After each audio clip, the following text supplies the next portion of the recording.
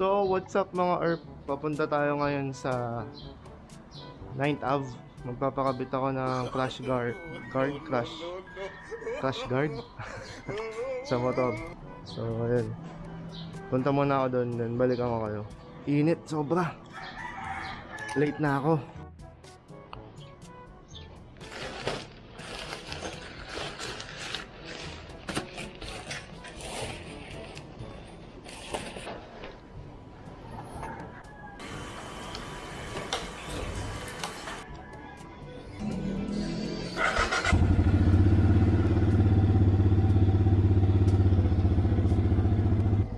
So ngayong araw papunta tayo sa Cubao, sa 9th Ave, sa TMK Garage. Papakustomize tayo ng crash guard ng MDL. Pero yung pinili ko kasi ng MDL, hindi siya yung same ng mga nakikita nyo maliliit. Yung plastic pa rin yung gulod na MDL, yung parang sa mga Fortune Spotlight. Kaya kaya ko ito.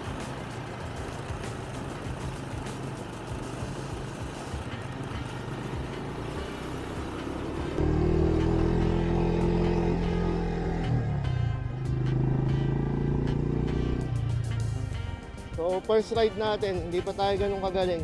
Pero lakasan lang ng loob yun eh.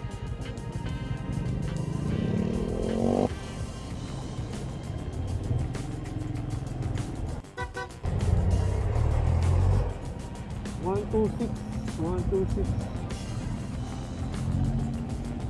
89.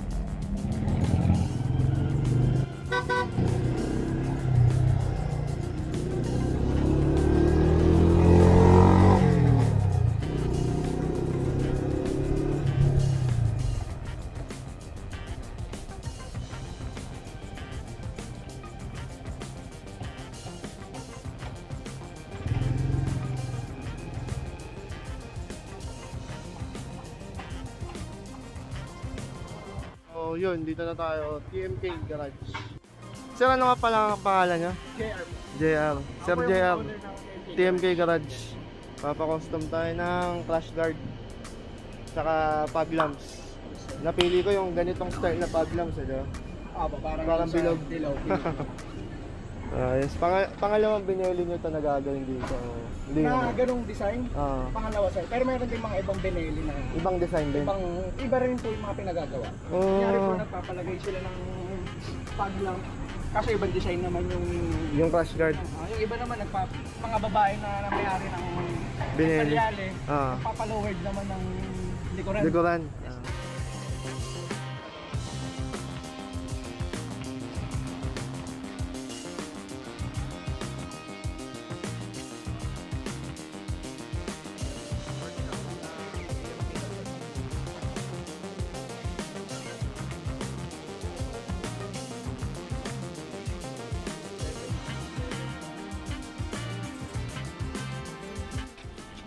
Tutupi na si kuya. Kapal. Kami lang para hindi dalawa kainin ng kalawang. Oo. Mano-manong tutupiin itong bakal. Okay lang. At least buo. Buo, kaysa yung putol. Kaysa yung welding, mas okay to. Mas solid yun siya pag buo. Talagang crash guard, kumbaga. Hindi siya yung tagpi-tagpi. Doon din kasi nag-focus yung usog lang ako. Usog lang tayo. Ano nga ba? Oo. Mano-mano sir eh. Kaya nga, ganda. Sa kabila naman yung susunod na itutupi. Isa pa ulit pa tayo. Para walang putol. Siguradong matibay. Ganda. Bang. Gusto ko yung design. Ayos. Balik diretso na tong baba. Sangbo. Dito tayo gagawa ng bracket sa taas. So yun, uwi muna tayo. Balik tayo mamaya para sa pagkuha ng motor. Sinukatan lang nila. Tapos baka 2 to 3 days pwede nang balikan ulit yung fog lights tsaka crash guard. Pero mamaya yung motor kuha na. Ayos dito, ganda. A few moments later. Woo! Kunin na natin ngayon yung motor. Nakikita ko na siya. Napakaangas. Grabe. Gusto na makita. Makita ko na eh. Ayan o. Ayos na. Ha? Sige. Thank you ah. Thank you ah. Ito na si Binay.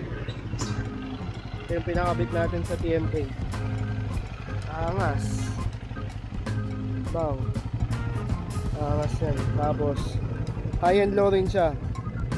Yan. Pero bulb type. Para sakto sa ano. Yung isa parang nakaganon eh. Ganon talaga siya no? Kaya na po ang mag-aalay ng nila sa ano. Sa gabi. Pero pwede kong ganon-ganon din na lang. Pwedeng may ito. Ayos, panis. Kasi ito, hindi ko pa tinatanggal eh. Sa ibang araw na. Ayos. Galing mama ka. Thank you ah. Wala si Tolit syempre. Kaso wala si Tolit nag-birthday. Kaya over yata. Ayan si Binay. Bakit Binay? Kasi Benelli. Dito jokes. Kaya kung may time kayo, bisitahin nyo sila dito sa 126. Sa ano, lagay mo lang sa Waze TMK Garage. So hindi kayo maliligaw. Ito lang sa Barangay Socorro yan. So yun, bisitahin nyo sila dito. May mga ginagawa pa sa loob eh. Pagka nainitan kayo, ayan lang yung Araneta. May mga tambayan yun. So yun, hanggang sa next vlog, ride natin, review kay Binay at saka sa Eco, i-review na rin natin. So yun, kita-kits at maraming salamat sa pag-like and share. Huwag kayong magsawang manood. Hanggang sa muli, gagalingan pa natin. Maraming salamat. Bye-bye.